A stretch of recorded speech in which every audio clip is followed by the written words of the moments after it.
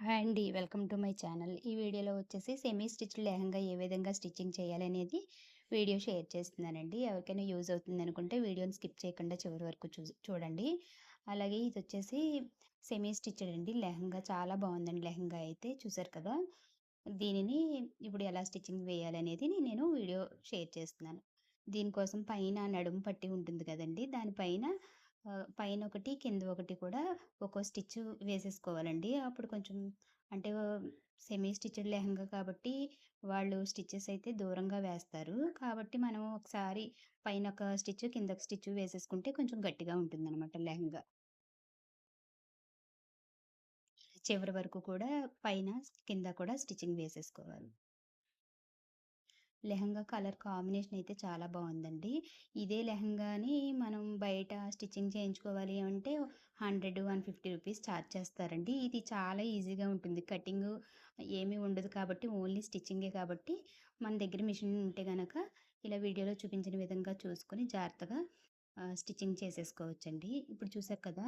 మధ్యలోకి నడుము మధ్యలోకి ఫోల్డింగ్ వేసేసుకొని సైడు ఇలా సైడ్ పక్కన ఒక హాఫ్ ఇంచ్ ఖర్చుతో 4 ఇంచెస్ లేదంటే 3 ఇంచెస్ కింద నుంచి ఇలా స్టిచ్ అయితే వేసుకోవాలండి. స్టార్టింగ్, ఎండింగ్ కూడా స్టిచ్‌నయితే రఫ్‌లాగా 1కి 2 సార్లు స్టిచ్ వేసుకుంటే గట్టిగా ఉంటుందండి. చాలా ఈజీగా ఉంటుందండి. ఇదేం పెద్ద కష్టం కాదు గాబట్టి, ఇంట్లోనే స్టిచ్ చేసేసుకోవచ్చు. మీకు కింద, పైన కూడా లైనింగు అవి ఫోల్డింగ్ లేకుండా చూసుకొని, జాగ్రత్తగా హాఫ్ ఇంచ్ ఖర్చుతో చివరి వరకు కూడా స్టిచ్చింగ్ వేసేసుకోవాలి. దీనికి కటింగ్ ఏముండదు కాబట్టి చాలా ఈజీగా ఉంటుందండి.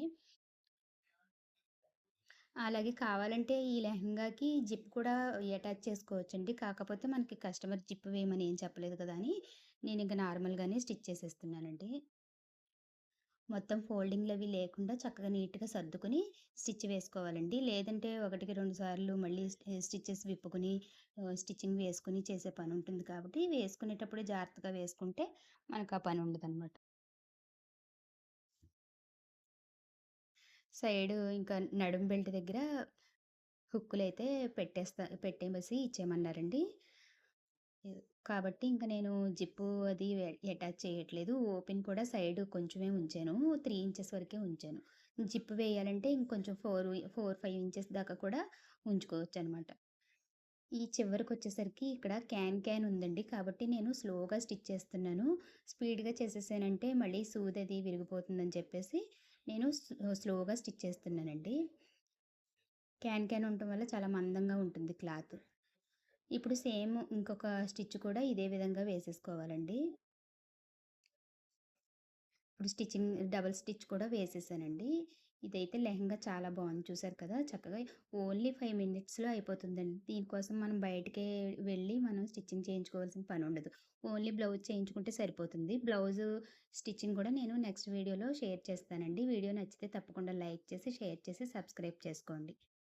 లెహంగా అయితే చాలా బావుందండి. కలర్ కాంబినేషన్ అది కూడా ఫుల్ వర్కొచ్చి చక్కగా నీట్‌గా ఉంది. వర్క్ కూడా చాలా బావుంది.